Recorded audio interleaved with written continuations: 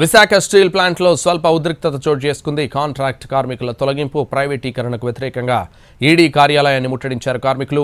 Plant లోపల ఉన్న ఆఫీసును వందలాది కార్మికులు చుట్టుముట్టి ఆందోళన కొనసాగిస్తున్నారు. ఇటీవల నూతన సీఎండీగా సక్సేనాను నియమించింది కేంద్రం. ఈ చర్య తర్వాత ఆందోళనలు మరింత ఎక్కువయ్యాయి. దశలవారీగా ప్లాంట్ మూసివేసేందుకు కుట్ర జరుగుతోందని ఉక్కు పరిరక్షణ పోరాట కమిటీ ఆగ్రహం వ్యక్తం చేస్తోంది. వందలాది మంది కార్మికులు ఈడీ కార్యాలయాన్ని ముట్టడించడంతో సిఐఎస్ఎఫ్ బలగాలు రంగంలోకి దిగాయి.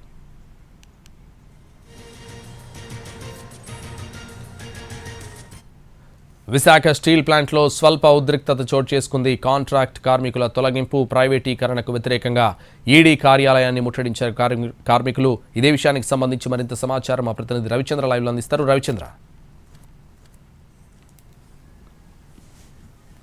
సంతోష్, స్టీల్ ప్లాంట్ లోపల ఇప్పటికీ కార్మికుల ఆందోళన కొనసాగుతోంది. గడిచిన 2.5 గంటలుగా ఈడీ కార్యాలయాన్ని ముట్టడించిన కార్మికులు, అలా కాంట్రాక్ట్ వర్కర్స్ అంతా కూడా పెద్ద ఎత్తున నినాదాలు చేస్తున్నారు.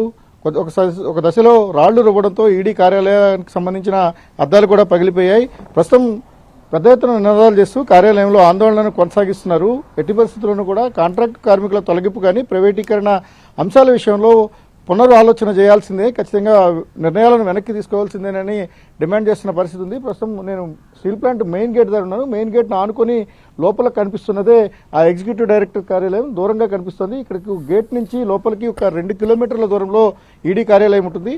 ఓవరాల్గా స్టీల్ ప్లాంట్కి సంబంధించిన ఆపరేషన్స్ అన్నీ కూడా అక్కడి నుంచే పర్యవేక్షిస్తారు.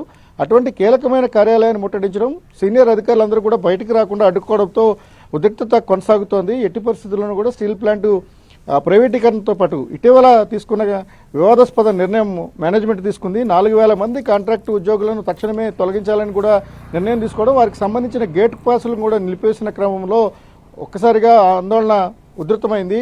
ప్రస్తుతం కాంట్రాక్ట్ కార్మికులు ఎవరైతే ఉద్యోగుల నుంచి తొలగించాలని వారికి నోటీసులు ఇచ్చారో కాంట్రాక్ట్ కార్మికులంతా కూడా ఆందోళన చేస్తున్నారు.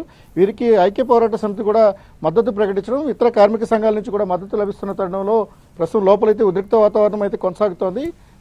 ఎవరు కూడా అంటే హద్దు దాటిపోకుండా ఉండేందుకు సిఐఎస్ఎఫ్ బలగాలు పూర్తి స్థాయిలో తమ ఆధీనంలోకి తీసుకునే ప్రయత్నం చేస్తున్నప్పటికీ కూడా కార్మికుల ఆందోళన కొనసాగిస్తున్నారు. ఈ రోజంతా కూడా తాము ఖచ్చితంగా లోపల ఈడీ కార్యాలయాన్ని ముట్టడించి తమ ఆందోళన కొనసాగిస్తామని కూడా కార్మిక సంఘాలు చెప్తున్న పరిస్థితి ఉంది.